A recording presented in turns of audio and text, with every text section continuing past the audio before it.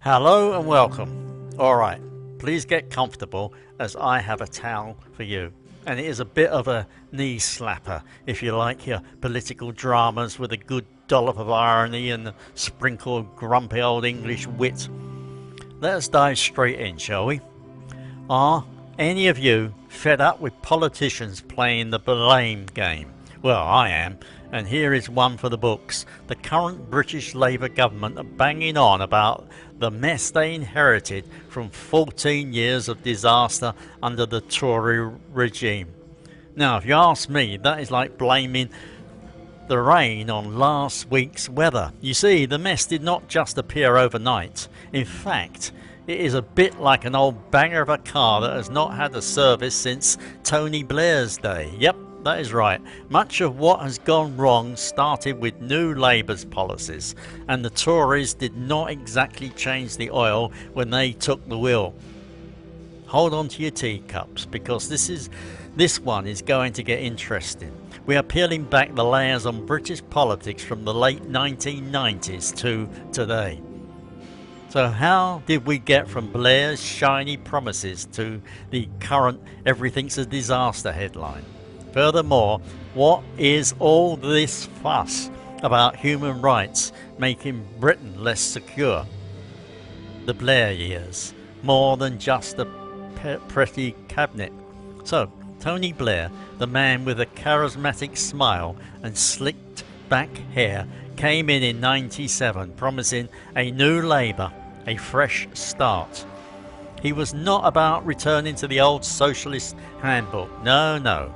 Blair was a chap who liked his party lean and business friendly. The minimum wage was a win, sure, but he also wrapped up a neat little parcel of stability and fiscal prudence.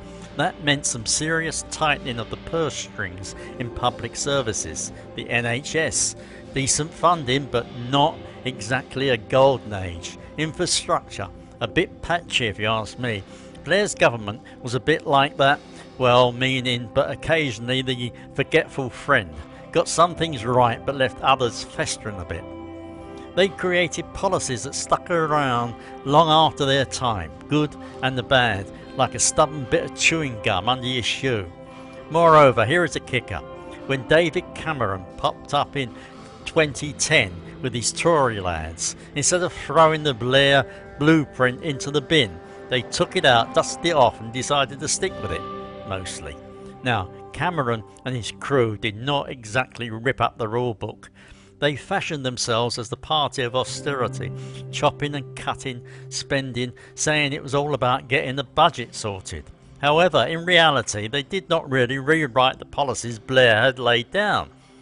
Think of it as tidying up a messy kitchen without throwing out the old stove that had been sparking and coughing for years. Austerity, which is a nice word for widespread public service cuts that hit the poor and vulnerable hardest. Instead of introducing fresh solutions, the Tories clung to Blair's economic model and layered their own cuts on top. And since then, well, it has been a bit of a mess stacked on top of a mess. Fast forward to today. Labour's new Labour. Therefore, when the current Labour government says we inherited a disaster, well, it is somewhat true, but also a bit cheeky. They are standing on the shoulders of giants who were sometimes stumbling and looking the other way. The economic and social challenges today are the result of policies stretching back nearly 3 decades, with bits of each government's legacy stitched together like a patchwork quilt. Only the quilt is a bit threadbare and tatty. Now, let's talk about that Human Rights Act. Ah yes, the Human Rights Act. Blair's proudest moment, he once said. Furthermore, who can blame him? It was a big deal. Bringing the European Convention on Human Rights into UK law meant ordinary Joes and Janes could argue their cases in British courts instead of trudging off to Strasbourg, which felt about as far away as the moon some days. Nevertheless, here is where things get sticky. This act, much like a well-intended but over-enthusiastic house guest, has ended up causing some rather awkward situations. Some say it ties the government's hands behind its back, especially when it comes to matters of national security. Picture a boxer with boxing gloves full of marshmallows. Now, not much use when trying to fend off threats. Critics have pointed out that the Act has been a headache for security service and law enforcement. It often limits what they can do, even when chasing after the bad guys.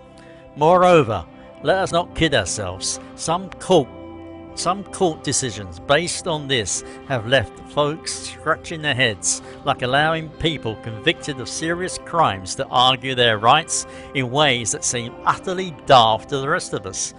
Since then, Tory governments are trying to reform or even replace the Act to make it less restrictive. However, this has caused a tug-of-war between protecting civil liberties and ensuring public safety. On top of that, with Brexit done and dusted, debates about British law's ties to Europe have only grown more heated, with some folks longing to ditch the whole convention. A bit of perspective is it is not all doom and gloom. While the Human Rights Act has its quirks, it has also protected many from unchecked government power, a vital safety net in a democracy.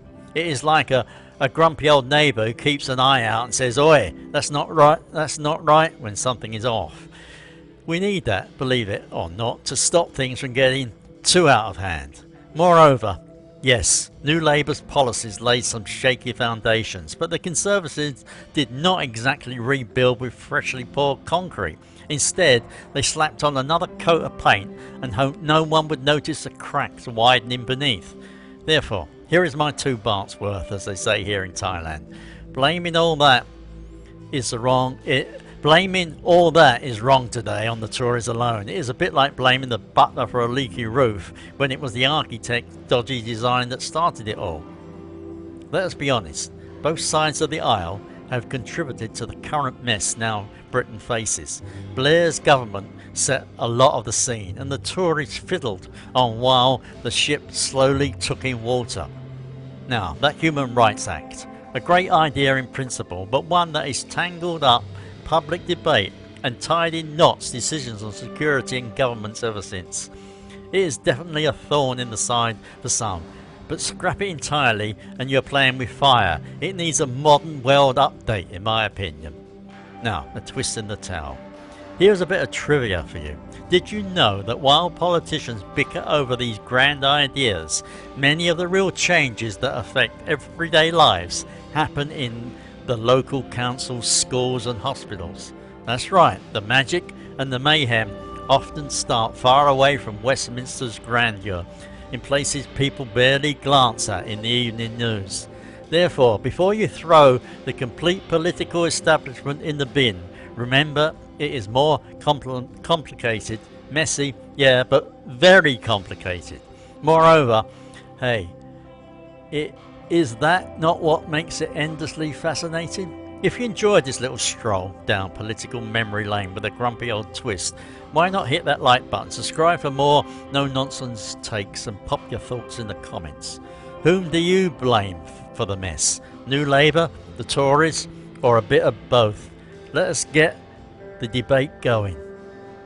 Bye bye.